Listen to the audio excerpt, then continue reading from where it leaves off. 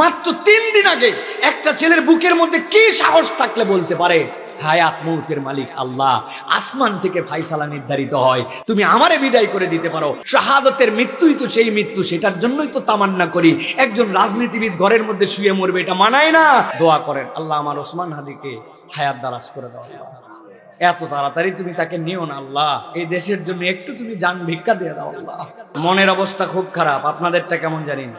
আমার মানসিক ভাবে ওয়াজ করার মতো বিকাল থেকে আমার মানসিক যে একটা শান্তি সেটা উঠে গেছে। আপনারা জানেন বাংলাদেশের তরুণ প্রজন্মের অহংকার বলতে পারি, যেই ছেলেটা এই বাংলাদেশে ইনকিলাবকে ধারণ করেছে, যেই ছেলেটা ইসলামপন্থীদের মুখপাত্র হয়ে দাঁড়িয়েছে, যেই ছেলেটা হক কথা বলতে কোনো জায়গায় ছাড় দেয় নাই, যেই ছেলেটা যুক্তি দিয়ে কথা বলে, যেই ছেলের কথার সামনে অনেক বাঘা বাঘা লোকেরা মাথা নিচু করে থাকে, ওসমান হাদিকে আজকে দুপুরবেলা সেই দুর্বৃত্তরা এই দেশকে যারা অস্থিতিশীল করতে চায়, যারা এই দেশের বিপক্ষে চক্রান্ত করে যায়, যারা ইসলামপন্থী, ইসলামকে যারা বুকে লালন করে তাদেরকে দমাই দিতে চায়, তাদের পক্ষে ষড়যন্ত্রে তাকে আজকে দুপুরবেলা গুলি করা হয়েছে। তারা মনে করেছে যে একজন দুইজন ওসমান হাদিকে থামায় দিলে মনে হয় বাংলাদেশ থেমে যাবে। কিন্তু আমরা যেরকম ওসমান হাদিকে 2-3 বছর আগেও চিনতাম না, আল্লাহ যেরকম এই কণ্ঠের মধ্যে একটা বলিষ্ঠতা দিয়েছেন, মাত্র 3 দিন আগে একটা ছেলের বুকের মধ্যে কি সাহস থাকলে বলতে পারে হায়াত মৌতের মালিক আল্লাহ, আসমান থেকে ফায়সালা নির্ধারিত হয়, তুমি আমারে বিদায় করে দিতে পারো।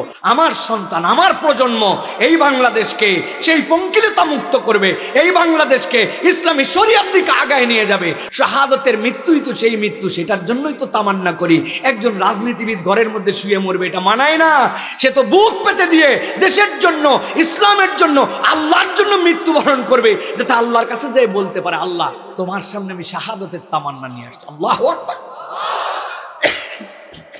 ওমা লাকুম ওমা লাকুম, তোমাদের কি হলো? আল্লাহ বলতেছেন যে তোমাদের হলো কি, যে তোমরা আল্লাহ রাব্বুল আলামিনের জন্য নিবেদিত হও না, তোমরা আল্লাহ রাব্বুল আলামিনের জন্য নিজেকে উৎসর্গিত করো না। হলো কি তোমাদের? ওমা লাকুম লা তুকাতিলুনা ফি সাবিলিল্লাহ ওয়াল মুস্তাদাফিনা মিনার রিজাল ওয়ান নিসা ওয়াল বিলদান। এই পৃথিবীতে দেখতেছেন আজকে জোর যার মুল্লুক তার, ঠিক না ভাই? কি পরিমাণ শোষণ আমরা দেখেছি, কি পরিমাণ দুর্নীতি আমরা দেখেছি, দেশের টাকা বিদেশে পাচার করে দেওয়া, ব্যাংকগুলাকে হাওয়া করে দেওয়া, যা ইচ্ছা তাই করে ফেলা, হুজুরদেরকে আমলে না নেওয়া, ইচ্ছা মতো মানুষদেরকে মানুষের থেকে, পশুর থেকে নিম্ন ব্যবহার করা, শুধু ভিন্ন মতাবলম্বিতার কারণে তাদেরকে জেল, জুলুম, নির্যাতন, হত্যা, মিথ্যা মামলা দেখছিলাম। 2 বছরও হয় নাই, কিন্তু আবহাওয়া যেরকম যাচ্ছে, আবার মনে হচ্ছে সামনে যে কি হবে আল্লাহ কেবল জানে। আমাদেরকে আমাদের ভালোবাসার লোকেরা বলে বলার দরকার নাই ভাই, এগুলো কথা বলেন না। 4টা মেয়ে আছে, বাচ্চা কাচ্চা আছে।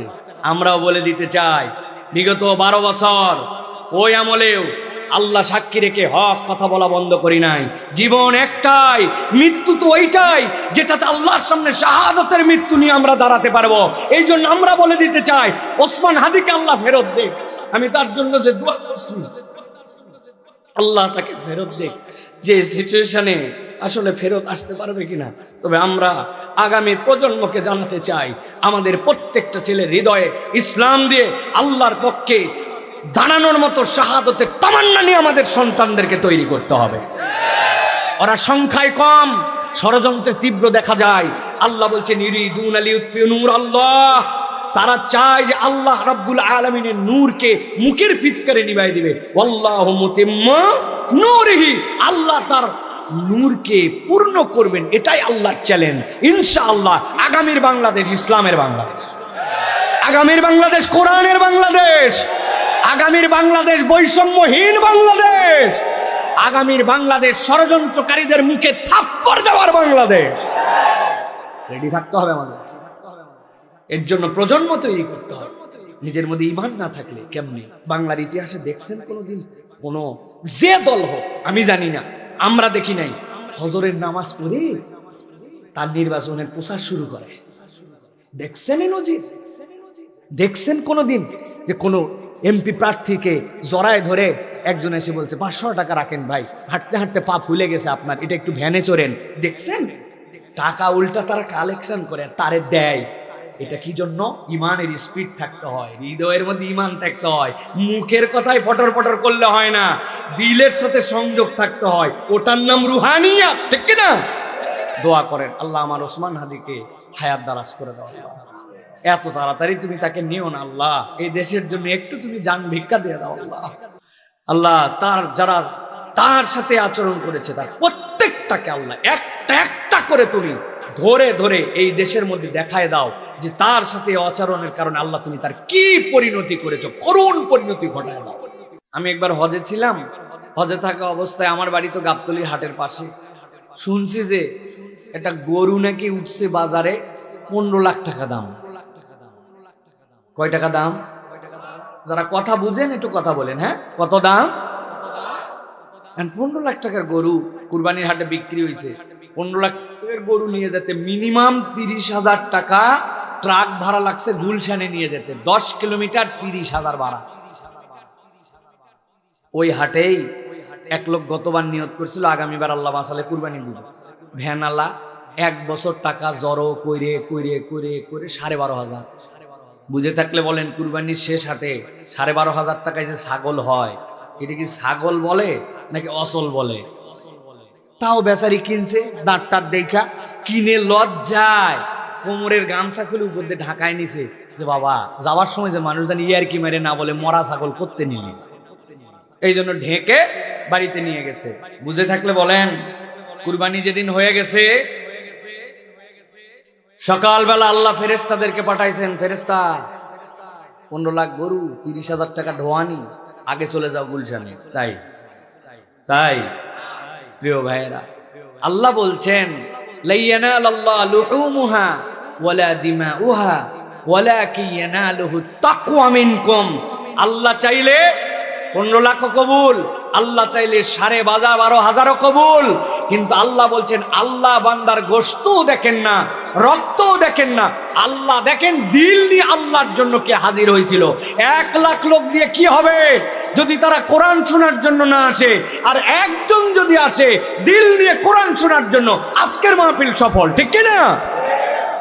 আমি জানি গ্রামে কয়টা মানুষ না, গ্রামে কয়টা মানুষ? উত্তর দিবেন, এ কয়টা মানুষ? এ কয়টাই ঘর? আচ্ছা, এ কয়টাই মানুষ, এ কয়টাই ঘর নয়। তাহলে জিজ্ঞাসা হচ্ছে, আচ্ছা আপনি এখানে আসতে পারলেন আর সে আসতে পারলো না কেন? জিজ্ঞাসা আছে না? ও, আপনাদের বাড়িতে আসলে তোষক নাই, আপনারা খেদা পাইরে থাকেন, তাই তো না? আর ওদের বাড়ির তোষক। ও আচ্ছা, বুঝছে, ওদের সবার অ্যান্ড্রয়েড ফোন আর আপনাদের কোনো অ্যান্ড্রয়েড ফোন নাই, বাটন ফোন, তাই তো না? ওদের বাড়িতে থাকা খাওয়া বাজার হাট সব আছে আর আপনাদেরকে চাইয়ে খাওয়া লাগে, তাই তো না? তাহলে ওরও যা আমারও তা, ও আসতে পারলো না আমি আসতে পারলাম। জিজ্ঞাসা করছেন কোনদিন কারণটা কি? আল্লাহ রাব্বুল আলামিন বলছেন, গভীর মনোযোগে ঠান্ডা মাথায় খেয়াল করেন, দুনিয়াতে ইমানদার থাকবে, দুনিয়াতে মুমিন পরিচয়ে লোক থাকবে, কিন্তু আল্লাহ বলছেন তুমি যদি ইমানের পরিচয় দিতে যাও, আমি আল্লাহ তোমার জন্য জানায় রাখলাম একদম প্রাইমারি প্রাইমারি প্রাইমারি প্রাথমিক, তার মধ্যে 2টা আসারুল ইমান থাকা লাগবে, ইমানের 2টা চিহ্ন থাকা লাগবে। আমি মুসলমান, আমার নাম আব্দুল্লাহ, বাপের নাম আব্দুর রহমান, আমার ন্যাশনাল আইডি কার্ডের মধ্যে লেখা আছে আমার ধর্ম ইসলাম। আল্লাহ বলছেন এটা তোমার ইমানের পরিচয় নয়। তোমার যদি ইমান থাকে তাহলে তোমার একটা চিহ্ন থাকা লাগবে, ইমানের একটা পরিচয় থাকা লাগবে, ঠিক কি না? একজন বলছে এদিকে আয়, উপর দিকে তাকা, তাকাইছে উপর দিকে, বলছে এই দেখ ঝোপার মধ্যে দেখতে পাস ফল? বলে হ্যাঁ দেখতে পাই। কি দেখতে পাস? এক ঝোপার মধ্যে এত বড় বড়, দেখি 100টার উপরে ফল আছে। বলছে এটাই হচ্ছে নারিকেল গাছ। তাকায় দেখছে কি রে, চিকন এরকম সাইজ, উপর দিকে পাতা এরকম। বলছে ব্যাককল, আমারে বোকা ভাবছো ব্যাককল, এটা সুপারি গাছ। বলছে বলিস না ভাই, ছোট থাকতে এরকমই নারিকেল হয়, এটাই বড় হয়ে নারিকেল হবে। আপনি কি বলবেন? বোকার দেশে তুমি আমার কাছে নিয়ে আসছো বেটা, নারিকেল কত মোটা হয়, পাতা কেমন হয়, ফল কয়টা ধরে, এক বাধার মধ্যে আমার জানা আছে, আমারে তুই বলদ ভাবিস না। কথা বললেন না যে?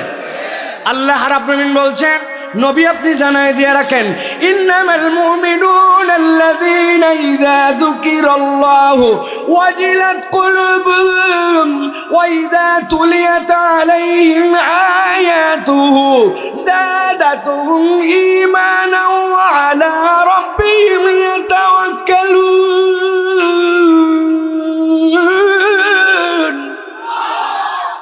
আল্লাহ বলছেন, দুনিয়ার মানুষ, তুমি যদি মুমিনের পরিচয় দাও, তোমার যদি ঈমান আছে এটা সাক্ষ্য দাও, ইন্নামাল মুমিনুন, এক নম্বর তোমার প্রমাণ লাগবে ইযা যুকিরাল্লাহ। আজকের মাহফিলের নাম আপনি ইসালে সওয়াব দেন, আপনি ওয়াজ মাহফিল দেন, তাফসীরুল কোরআন মাহফিল দেন, ইসলামী মহাসম্মেলন যা ইচ্ছা তাই দেন।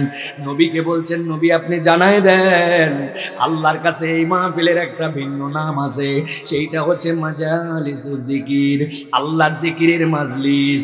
যখন কোনো মুমিন তার ঈমানের পরিচয় দিবে, এক নম্বর তার পরিচয় হবে ইযা যুকিরাল্লাহ ওয়াজিলাত কুলুবুহুম। আল্লাহর জিকির যেখানে হবে, সে তখন স্বাভাবিক থাকতে পারবে না, তার অন্তরের মধ্যে ঈমানের দাবিতে একটা উথাল পাতাল হয়ে যাবে। উথাল পাতাল মানে কি? আমি বলি, একটা উদাহরণ দিলে আপনার কাছে পরিষ্কার হয়ে যাবে। অন্তরের ভিতরে একটা আবেগ আসবে, অন্তরের ভিতরে একটা উতলানি আসবে। আপনার একটা গ্যাসের চুলা, দুইটা বার্নার, দুই পাশে দুইটা, আপনি নিচে আস্তে করে জাল ধরায় দিয়েছেন, মিটারের মতো আছে গ্রেড, দুইটাতেই সমান জাল। চুলার উপরে দুইটা হাঁড়ি দিয়েছেন, হাঁড়ি দুইটার মাপ হচ্ছে 1 লিটার। কথা বলতে হবে কয় লিটার? জোরে বলতে বলি নাই, কিন্তু বলছি কথা বলতে হবে। কয় লিটার? 1 লিটারের 2 চুলা, সমান জাল। চুলার মধ্যে আপনি দুইটা পাতিল বসায় দিয়েছেন, ডানের পাতিলের মধ্যে দিয়েছেন আধা লিটার পানি, আর বামের পাতিলের মধ্যে দিয়েছেন আধা লিটার দুধ। ঠান্ডা মাথায় উত্তর দেন, হাড়ির মাপ 1 লিটার, দুইটা চুলার সমান জাল, ডানেরটাতে আধা লিটার পানি, বামেরটাতে আধা লিটার দুধ, দুইটার সমান তালে জ্বলতেছে।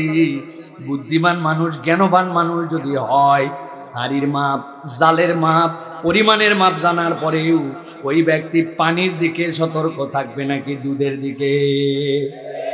কেন? তার ধর্ম হচ্ছে পানি আগুন দিয়া জ্বলতে জ্বলতে শুকাইতে শুকাইতে এক সময় হাঁড়ি পুড়ে ফেলতে পারে, তবে দুধও শুকায় যেতে পারে। তবে তার আগে সে এমন উতলানি দিবে, দেওয়ার পরে গড়ায় পড়বে, পোড়ার একটা আওয়াজ দিবে, জনগণকে জানাবে, সুযোগ পাইলে চুলা পর্যন্ত নিভায়ে ফেলবে। দুইটার মাপ এক হওয়ার পরেও ধর্ম একরকম নয়, ক্যারেক্টার একরকম নয়, চরিত্র একরকম নয়। আমার আল্লাহ বলছেন, নবী জানাই দিয়ে রাখেন, দেখতে দেখা যাবে মানুষ, দেখতে দেখা যাবে মুসলমান পরিচয়, দেখতে দেখা যাবে মুসলমানের বাড়ি, দেখতে দেখা যাবে একই মহল্লায় থাকে, দুইটা ঈমানের দাবিদার, কিন্তু দুইটা এক চরিত্রের হবে না। ইযা যুকিরাল্লাহ ওয়াজিলাত কুলুবুহুম, একজনের অন্তর ভিন্ন হবে। কোরআনের সাথে সম্পৃক্ত হলে, জিকিরের সাথে সম্পৃক্ত হলে সে স্বাভাবিক থাকতে পারবে না, সব কিছুকে বাদ দিয়া এইখানে এসে হাজির হবে।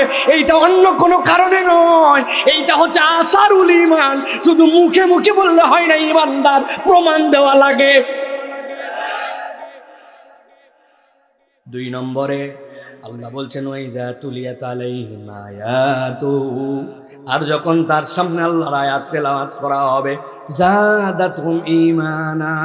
আহলে সুন্নাত ওয়াল জামাতের আকীদা হচ্ছে আল ঈমানু ইয়াজিদু ওয়া ইয়ানকুসু, ঈমান বাড়ে, ঈমান কমে। আল্লাহ বলছেন, ওই বান্দা কোরআনের মহব্বত তার মধ্যে এমন ভাবে ঢুকবে, তার ঈমান বাড়বে।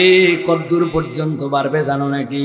তার জমি জমার চাষাবাদ করা লাগবে, চাকরি করা লাগবে, রিজিকের জন্য দৌড়াদৌড়ি করা লাগবে, এইটা সুন্নাতুল্লাহ। তবে ওই বান্দার ঈমান এত দূর হবে, বান্দা নিজের মনের কাছে পরিষ্কার হয়ে যাবে, আল্লাহ ছাড়া ভরসা করার মতো আমার কেউ নাই, আমি যদি ভরসা করতে পারি একমাত্র আল্লাহ। ঠিক না? এবার তাহলে বুঝে থাকলে বলেন, যারা আমরা আসছি ঠকে গেছি। আপনি মনে করছেন সাইফুল্লাহ ভাই বোধহয় এই ভূমিকা দিচ্ছে লোক বাড়ানোর জন্য, একটা নতুন লোক যেন ভিতরে ঢুকতে না পারে। স্বেচ্ছাসেবকরা সবগুলা গেট অফ করো, আর কোনো নতুন লোক আর শুনবে না। বেটা তুমি জীবনে পাঁপড় খাও নাই, জীবনে চটপটির দোকান দেখো নাই, তুমি জীবনে মনিহরের দেখো নাই, তুমি বড় ওই জায়গায় তুমি মনে করছো তোমার মোবাইল আর তোমার ঠেলা ঠেলি আল্লাহর কাছে যাওয়ার পরে তোমার হিসাব বরাবর করা লাগবে। একজন যেন ভিতরে না আসতে পারে। আর স্বেচ্ছাসেবকরা সাবধান, কোনো দিক দিয়ে কোনো লোক আসবে না। এইগুলো যেগুলো আসছে এগুলো যাও, তোমরা বাড়ি চলে যাও। কত বড় ব্যাকল, বাড়ির থেকে বলে আসছে মাহফিলের জন্য বের হয়েছি, একবারই দিকে মুখ দেয় নাই।